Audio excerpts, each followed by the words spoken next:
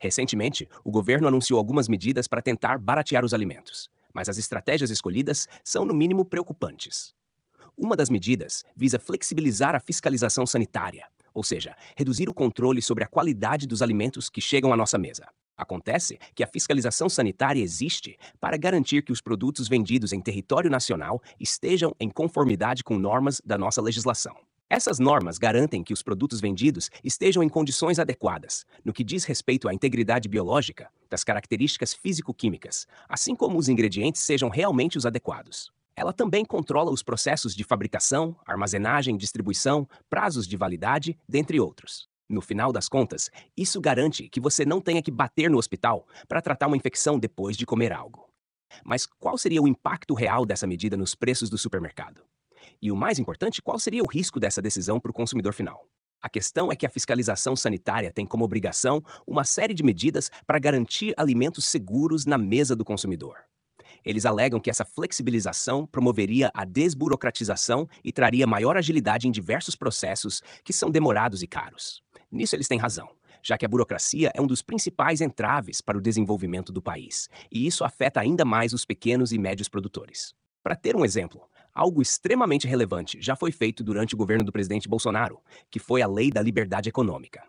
Essa lei reduziu consideravelmente as exigências para a venda de produtos artesanais e caseiros, que antes tinham quase as mesmas exigências das indústrias. Isso fortaleceu diversos setores, aumentando a concorrência e promovendo um significativo desenvolvimento social, já que mais pessoas puderam abrir negócios e sair da crise pós-pandemia. Melhorou bastante para o consumidor, principalmente para os mais pobres, que viram um aumento na oferta de todo tipo de produtos e serviços, causando uma queda de preços. Além do mais, quando a burocracia é reduzida e os custos diminuem, o produtor tem maior lucro e o consumidor final compra produtos mais baratos e melhores. Assim, medidas como padronizar normas em todo o território nacional, fazer uma revisão das exigências de infraestrutura, bem como a facilitação de armazenamento e transporte, poderiam diminuir consideravelmente os custos, principalmente para quem está começando.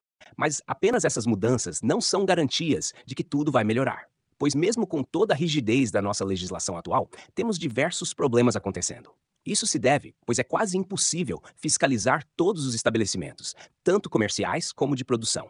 Não raro, a fiscalização encontra produtos vencidos nas prateleiras de supermercados e até mesmo nos depósitos das prefeituras, sem falar de produtos que são adulterados por empresas já consolidadas.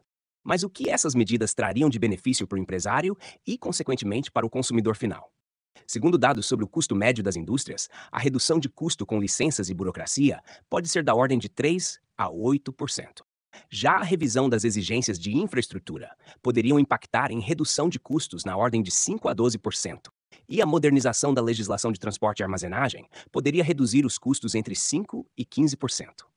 Se combinadas, essas medidas poderiam reduzir o preço de alguns alimentos entre 15 e 30%, dependendo do tipo de produto e da cadeia produtiva envolvida. Contudo, é essencial garantir que a flexibilização não comprometa a segurança alimentar, pois surtos de doenças podem gerar prejuízos maiores que a economia obtida.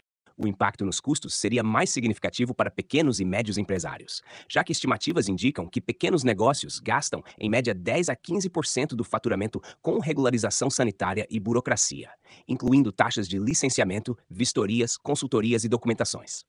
Se esses processos forem simplificados, estima-se que ao menos 30% desse custo poderia ser reduzido e o impacto no preço final seria entre 3 e 8%, pois esse custo deixaria de ser repassado ao consumidor. E qual o risco que essas mudanças trariam para o consumidor final? Como falei anteriormente, apesar de termos normas rígidas, problemas acontecem aos montes. Um dos mais graves é a adulteração de produtos, inclusive por empresas consolidadas. O leite e seus derivados, por exemplo, é um dos produtos que mais sofre com isso. Inclusive, você deve lembrar que, um pouco antes de anunciar essas medidas, o governo cogitou flexibilizar a validade dos produtos, com o intuito de reduzir perdas da indústria e repassar parte disso para a redução de preços. No entanto, isso pode ser um risco enorme para o consumidor. Uma alternativa poderia ser a revisão dessas validades para, se for o caso, elevar esses prazos, mas com segurança e de forma que o consumidor possa ter parâmetros seguros para avaliar se o produto ainda tem condições de ser consumido. Mas de que forma o governo poderia garantir isso, se mesmo dentro de suas dependências há negligências com todo tipo de produto, já que desde alimentos e produtos hospitalares até vacinas da Covid são encontrados fora do prazo de validade? Somado a todas essas questões, temos um gargalo que eu diria que é fundamental para todos os setores da economia, que é a complexa estrutura do funcionalismo público. A rigidez nessa estrutura compromete a eficiência dos serviços públicos, impactando custos e aumento de burocracia para as empresas. Diferente da iniciativa privada, onde o ajuste da mão de obra é dinâmico, no setor público, a falta de flexibilidade impede o remanejamento de servidores para áreas com maior demanda, atrasando processos como emissão de licenças e fiscalizações, por exemplo. A estabilidade dos servidores e a ausência de incentivos por desempenho resultam em baixa produtividade, tornando os serviços públicos lentos e ineficientes quando comparados à iniciativa privada. Isso não é crítica vazia, e sim uma constatação. Além disso, a burocracia excessiva e a falta de digitalização aumentam custos operacionais para empresas, que precisam lidar com exigências demoradas e complexas. Ora, mesmo mantendo sua estabilidade e vantagem salarial já conquistados, seria justo implementar mudanças como a flexibilização nas atribuições dos servidores, avaliação de desempenho e maior digitalização.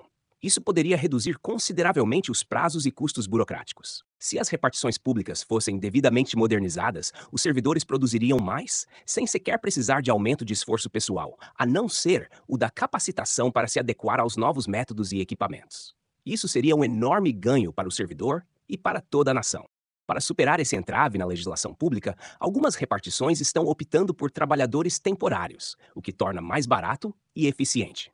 No geral, a chamada máquina pública vem ficando cada vez mais pesada e ineficiente. E quem paga por isso é o cidadão comum, tanto aquele que vive de CLT, como os que não trabalham e vivem de assistência social do governo. Então, é fundamental que o funcionário público comece a assimilar a ideia de que o sistema em que ele trabalha precisa ser atualizado. Pois, do contrário, chegará o momento em que eles também serão penalizados, como registrado em vários momentos da nossa história. Estima-se que essas mudanças diminuiriam entre 30% e 50% o tempo de emissão de licenças e cortaria os custos administrativos das empresas em até 20%, tornando o ambiente de negócio mais dinâmico. No entanto, tais reformas enfrentam resistência política, dificultando sua implementação, jogando esses custos para as empresas e, inevitavelmente, para o preço final dos alimentos. Uma outra medida que o governo pretende implementar é a redução de taxas de importação de alguns produtos, mas isso pode ser pouco efetivo, pois eles não têm peso no volume total consumido no Brasil. Essa redução, segundo analistas, teria maior impacto em produtos para as classes mais ricas, como carnes nobres, chocolates finos, café gourmet, dentre outros produtos que a população mais pobre não tem acesso. Mas entenda, eu sou totalmente a favor que se reduza tarifas desses itens, pois dessa forma, mais pessoas terão acesso a produtos de alta qualidade, além de fomentar mais empregos. Quanto menos imposto, menos dinheiro para o governo e mais para o povo, que passa a decidir onde gastar. Cada real a menos de imposto é um real a mais para comprar um salgado na esquina, uma cervejinha na praia, ou até a tão sonhada picanha que nunca chegou à mesa do pobre. Mas o que está em discussão é a diminuição dos preços de alimentos para a população mais carente. E aqui, o maior peso é nos impostos internos, que afetam toda a cadeia produtiva, desde o agricultor até o consumidor final. Só que quando falamos de impacto nos preços dos alimentos, não devemos nos ater apenas aos impostos que incidem na produção e venda de alimentos. Ao contrário, há toda uma estrutura pesadíssima que sufoca o consumidor, diminuindo drasticamente seu poder de compra de absolutamente tudo, desde itens supérfluos até os essenciais, como os alimentos. Ora, veja o caso das bebidas alcoólicas, onde até 80% do seu preço final pode ser de imposto. Aqui, se não fosse a alta tributação, o consumidor poderia escolher produtos de melhor qualidade com um preço mais atrativo. Por outro lado, os combustíveis, com carga tributária que chegam a 46%, têm um peso elevadíssimo sobre o custo de transporte de mercadorias, o que fatalmente vai incidir sobre o preço final dos produtos. Os combustíveis também pesam muito no preço da passagem de ônibus, o que, por sua vez, pesa muito no orçamento do trabalhador mais pobre.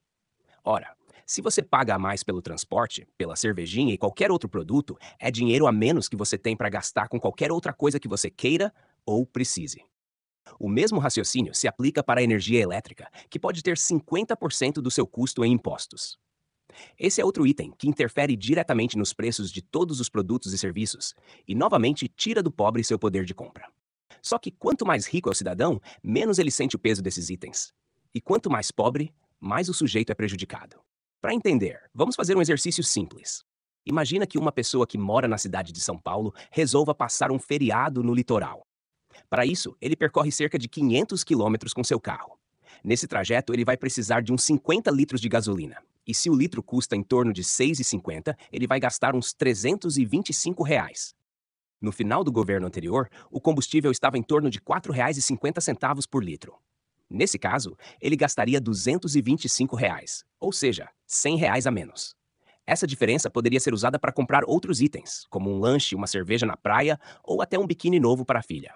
O importante é que seria dinheiro circulando na economia e impulsionando mais negócios. Sabe como esse valor mais baixo foi possível? Principalmente devido à significativa redução dos impostos federais e estaduais promovida pelo governo. Mas isso é apenas considerando uma pessoa.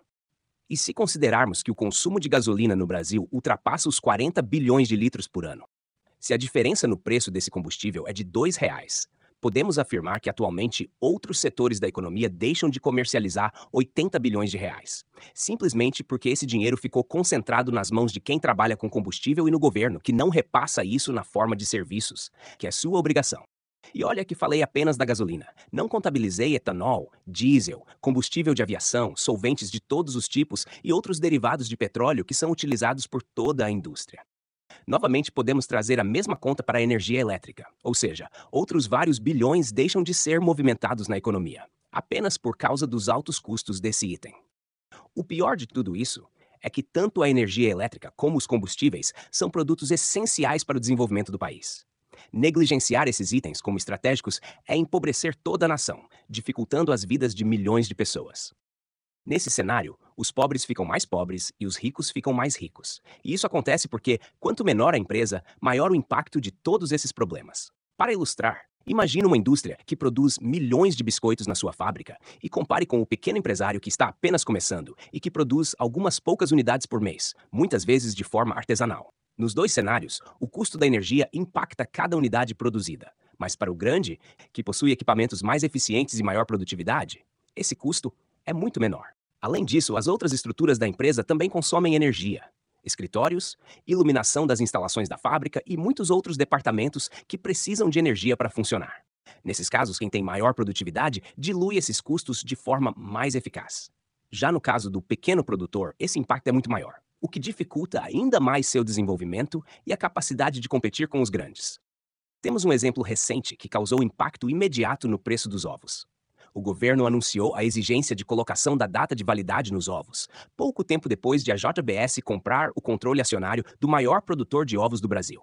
Ora, os gigantes do setor não terão problemas para implementar essa tecnologia, mas para os pequenos e médios produtores, isso exigiria um investimento significativo. E para os que são realmente muito pequenos e lutam para se consolidar no mercado, se eles fecharem as portas, essa demanda será atendida pelos grandes, o que levará a uma maior concentração de mercado e queda na distribuição de renda. Entendeu por que os ricos ficam mais ricos e os pobres ficam mais pobres? No máximo, os pequenos produtores teriam que vender sua produção para as gigantes, o que, com certeza, faria seu lucro despencar e os preços finais aumentarem bastante, pois forçariam o aparecimento de um atravessador. Na verdade, além dos que já são pobres ficarem mais pobres, muitos outros que ainda eram considerados classe média também acabariam entrando para a linha da pobreza. Tudo isso forma uma cadeia de situações, onde cada acontecimento tem um papel fundamental na pressão sobre os preços. No final, os políticos brasileiros continuam fazendo o que sempre fizeram. Prometem uma coisa, fazem outra totalmente diferente, colocam a culpa na oposição e pagam fortunas para a mídia apoiar o que fazem, perpetuando-se no poder, onde apenas eles e poucos privilegiados conseguem prosperar. O pobre é apenas uma fonte inesgotável de votos e pouco importa para aqueles que deveriam nos servir.